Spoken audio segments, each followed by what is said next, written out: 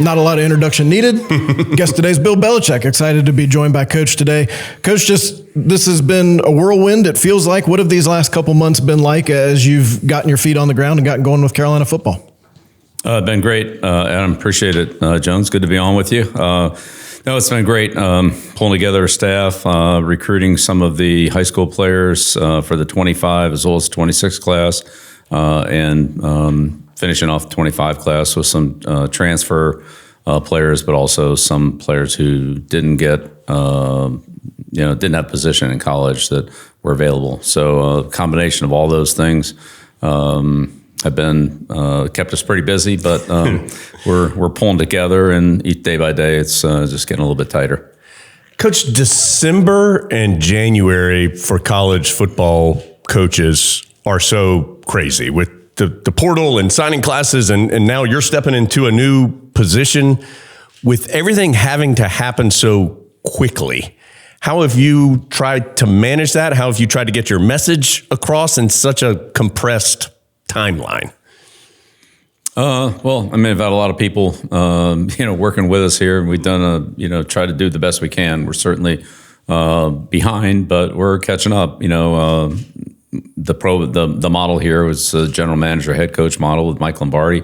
Mike's really handled most of the personnel, acquisitions, negotiations, and so forth, and evaluations. I've been part of that with some of the coaches, but we haven't really had a full staff until recently. So, he's handled the bulk of that with, some of his some of the people that he's hired in the personnel side of it. Our coaches have met with the team, and we're getting started on that in the off-season program and our workouts. And we're continuing to work on the 26 class, which is an important time in the spring and early summer months to try to get some of that nailed down. And we know we have a second portal window coming up as well. So just trying to balance all those things. But it's great to have Mike, and his staff working on the personnel end of it, because that, I won't say it's half of it, but it's certainly another major component is the acquisition of players, wherever they come from, high school or transfer, while we work with the team that's here. As you have gotten to know Carolina has gotten to know you, what kind of impressions have you gotten of just the excitement level from Carolina fans and students and football fans about the upcoming era for Tar Heel football? Yeah, it's been great. The reception's been great from all levels. The student body at a couple of basketball games and those type of things. They seem pretty happy about the pizza, so that was good. The players have been great. They're working extremely hard and trying to get better and do the things we're asking them to do. Lee Roberts and the administration have been great in terms of the transition, and the alumni from the Rams Club to many of the football alumni, Taylor and Peppers and Harris Barton, Jeff Saturday, and can go on and on, have been great as well. And they've thrown, a lot of support and pretty much, thrown out the red carpet for whatever you need. But some of our, key alumni and supporters, like Von Moore and Jim Coleman, people like that have been great as well. So it's been fantastic on the support, and we're trying to, get to as many people as we can to try to build not only the football team, but to support the entire athletic program here at Carolina, which we've tried to do with some of our food service down in the Blue Zone, and also in terms of facilities for whatever any of the spring teams need, that we can cooperate and work with them. But Chancellor Roberts had a reception, for us to meet all the other coaches the first week we were here, and that was really a great event. So we could connect as a department and work with Bubba and the rest of the sports. I think when you took the job, some people said, "Oh, well, Coach Belichick's not going to recruit. He's not going to get out there and get in schools and stuff." But we see pictures of you all the time with recruits and with prospects in their high schools. What have you enjoyed about that process? What's that process been like for you? Well, it's a little different than what I did with draft prospects, because there is a drafting element, but we also recruited a lot of players who weren't drafted. Guys like David Andrews, who wasn't drafted, who's the starting center for the Patriots for the last 9 years, that Mike and I recruited out of Georgia as an undrafted player. So there was an element of that in the NFL. But yeah, I've been very impressed with all the people that I've come in contact with. The high school coaches, both in and out of state, do a great job with their programs, with their players, and accommodating us. I would say they've been very excited to see us and our presence in a lot of these schools that evidently, as they have said, hasn't been that strong recently. So, we've kind of pretty much been up and down the Eastern Seaboard and then in many places from Chicago to Nashville to some of the Midwest, even though we're recruiting nationally in Texas and California and, as well. But I personally haven't probably gotten past the Mississippi, but we've hit as many spots as we could during the time frame that was allotted. But we want to be a national school, and we are a national school. This is a national brand, and everybody wants to go to Carolina. We know it's very difficult to get acceptance into the school as an out-of-state student, but as a student athlete, there's a better path there. So we've had tremendous interest from students nationally, student athletes nationally that have great interest in the program, and so we're everywhere. We're going to recruit North Carolina hard. That's the most important state, but we also want to have a national presence for student athletes that want to come here. We're coming up on another segment of the calendar with spring football. What's the planning been like for that, and what are the goals during that part of the calendar? Well, the first goal is in the off-season program to make sure the team is ready for spring football, and so that's the process we're in right now. The first thing will be to evaluate the team and see what we actually have. Once you start working with people, you get a better idea of what they can do and what they're good at and how to utilize their skills. And then the next thing to do will be to teach them what our fundamentals and techniques and scheme is, so that they can build their way into it. So we have a lot of work to do. There's a lot both of us, players, coaches, we need to know them, earn their trust, and they need to do the same with the coaching staff and their teammates. So that's really what spring football is about evaluating the team, trying to build the team, put people in the best position possible, and honestly earn each other's trust, because we're going to be in it for a long time. So we're going to have to all count on each other, players, coaches, teammates. It'll be a team first attitude, and it'll take a little while to build that, but that's where we're headed. You have achieved just about everything there is to achieve at the professional level of football, with 8 Super Bowl champions, Hall of Fame, all the different things. What is it about college football that is interesting to you, exciting to you, and college football at North Carolina that is exciting to you? Yeah, well, number one thing is the school, the brand, what Carolina stands for, and I think everyone knows that. I was, when I was young, I was in Chapel Hill with my dad, and then spent he spent the rest of his career at the Naval Academy. But Carolina's always been kind of a little special place. And of course, when I was with the Giants, I had Taylor for 10 years there, from 81 to 90 when I went to Cleveland, and so I heard plenty about Carolina, from LT and the pride and really the success that they had when he was here, when they won the ACC championship, and he had a lot of other great players around him, and of course one of his closest friends is Michael Jordan, so that was another good connection. Michael's been great. He's been very supportive since I came to Chapel Hill, and so. Carolina's a special place, and so I'm happy to be here and looking forward to working with everybody and doing the best I can here for this university and the football program. What is the North Carolina brand? You've been around the country and seen every single brand that there is. When people say North Carolina or North Carolina football, what is that? Well, I'd say North Carolina is a university, high academics, they have a strong presence in business throughout the country, and particularly in the South, probably south of the Mason-Dixon line. Their business program is great. They have a great medical program. So the academics are outstanding. Schools, it's a classy school that's, been a strong, probably maybe the strongest, member of the Atlantic Coast Conference for a long, long, long time. And I think that's kind of what their brand is. They're an ACC team. That's a great academic team. That's has won multiple national championships in many sports. I've had a lot of great players here. I would say the football teams, especially in the last 40 some years, have probably been less than what everybody has hoped for, and hopefully they'll change that.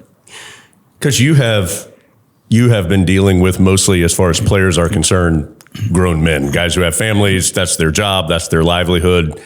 What in your mind is the difference between working with someone like that and an 18 to 22-year-old who's in a different part of his life? Well, he's younger, but the life is really the same. Players that come into college football now are professionals. They're monetized. They're compensated. They pay taxes. They have to get insurance. They have to deal with credit. They have legal documents. They have things that they didn't have 5, 10, however many years ago. College football has changed, and so I think you can see many other schools having a model that's similar to the one that we have. A general manager, head coach model. You see that in many basketball programs in college, and also now in football. So that's what it is. It's pro football on a much monetarily smaller scale in terms of what each individual school is spending. But it's still, these kids they're being paid to play, and that's what college football is now. So it's not pro football, but it's pretty close. Yeah. So I don't really see too much difference in the overall model other than the age of the players and their development. And obviously things like spring practice and recruiting and all that are a little bit different, but there are probably a lot more similarities than there are differences at this point in time. I wouldn't have said that 5 years ago. You talked some about Michael Lombardi building the roster and you guys trying to find players here at this late time period. What are some things that are important to you when you're looking for a player that you want to identify as someone who can play and be successful for a Bill Belichick team? Yeah, players who are tough, smart, dependable, and good teammates. That's probably where we would start. Yeah. And what makes a good teammate? Somebody, a good teammate is somebody that you can trust and count on every day. Somebody who's tough, smart, and dependable. That's what a good teammate is, whether it's in football or in life or in business or anything else. There are going to be ups and downs, and mental toughness is part of dealing with things when they aren't perfect, which they're not always going to be perfect. You always want people to make smart decisions. Not saying you have to have, the smartest player has to be a great football player, but you have to make smart decisions for the football team. And you have to be dependable, and that means being consistent. And certainly all Division I athletes, just like all NFL players, are capable of having a big play, a splash play here or there. They have enough talent for that, or they wouldn't be Division I athletes or NFL players. But the good ones are the ones that can do it over a consistent time frame and are dependable day in and day out, week in and week out. And that's really what successful people in life do, is they show up and they're productive every day, not once a week or once every once in a while, but they have that dependability on a consistent basis. So that's what we need to do as a staff, and we need to earn that trust and respect from our players. And that's what our players need to do for each other, for their teammates, is they need to earn that on daily performance that emphasizes the team first, and that they can do their job productively so that we can all count on them to perform that in critical situations and in times, in stress. Saturday afternoon. You may have answered this actually a little bit with that answer. It feels like having a good team or one good year is one thing, and the level of consistency that you found in professional football, and I'm guessing the level of consistency that you hope to build here, is something different when you're winning year after year after year. What's the key in that consistency compared to just having a splash season or one great year? I think that consistency is day after day, Jones. It's not, forget about like having a great season. Let's just have a good day, and then let's have another one, and then let's have another one, and let's string a good week together, and then let's string 2 good weeks together, and then let's string 3 good weeks together. That's how you develop consistency. I think talking about years and all that really is, there's nothing we can do about November. There's nothing we can do about December. Honestly, there's not too much we can do about August. We can have a good day today. We can have a good week. We can prepare ourselves better for next week.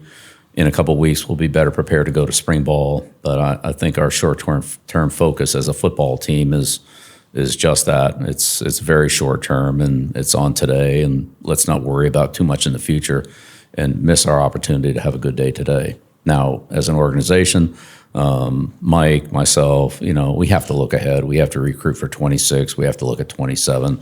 We're going to have a football team here in 27 and 28. It's not like we're going to go out of business. So we do have to plan for that. But for this football team that's here right now, players that are here and coaches, like we're heavily dedicated towards how we can be productive this day, this week. And then we'll worry about next week when we get to next week, and we'll see how much progress we make this week. We might have to double back on some things, or maybe there's be some things that we feel pretty good about where we're at and we can move ahead. And we won't know that until we go through it. It feels like some coaches become known as offensive coaches or defensive coaches. And from the outside, it looks like you're proficient in all three phases of the game. Why, and haven't really gotten pigeonholed as one or the other. Why has that been important to your career and what you've been able to accomplish? Well, because I want to be the coach of the whole team. I don't want to be the offensive coordinator or the defensive coordinator. I've done all those jobs. I've coached, I've been a position coach on offense. I've been a position coach on defense. I've been special teams coordinator for the first 8 years I was in the league. I was involved in special teams. I've drafted players. I've traded players. Been involved in contracts, but I think everything part of the program is important. And if you want to have a championship program, then you want every part of the program to be at a championship level, whether that's strength and conditioning, whether it's nutrition, whether it's the offensive line, the punt return team, your goal line defense. And so, I'm responsible for all of it. And I want to, oversee all of it. And if I feel like I need to or want to get in and coach and help that area, then, I want to do whatever I can to help the team. And that's really in my career. I would say I've done all those jobs. I've been in the equipment room. I've filmed practices. I've set up bags. I've gone to the airport and picked up film and stuff like that. When back in the day when it wasn't done over, was done electronically. And so I feel like I've done all those jobs. They're all important, and you need everybody to be good at their job to have a successful team. And so. It's important for me to emphasize and stress, and I don't say oversee them, but make sure that they all run together smoothly so we can, as a team, be successful, not get hung up on something that is working, get derailed by something that isn't working. Michael Lombardi talked to us a little bit ago and told us one of the things he lives by is you're either coaching it or allowing it to happen. And he said that extends to every detail of every day. What are some of those little details that the current team might not realize are important, but that over these next few months they're going to realize those details are important to building a championship team? Yeah, well, everything's important. For the players, it starts with, conditioning. That's the number one thing for players, to be in good football condition, whether that's strong, explosive, fast, as well as, having competitive endurance. So that's their job, is to be in condition. I can't do that for them. Neither can anybody else. There's no pill they can take. That comes from hard work. So conditioning is a big part of it. Knowing their assignment is a big part of it. Knowing how to do their assignment is the other big thing for a player. So be in condition, know what to do, and know how to do it. Without those three things, he really doesn't have a chance to be very successful in I would say in a good program.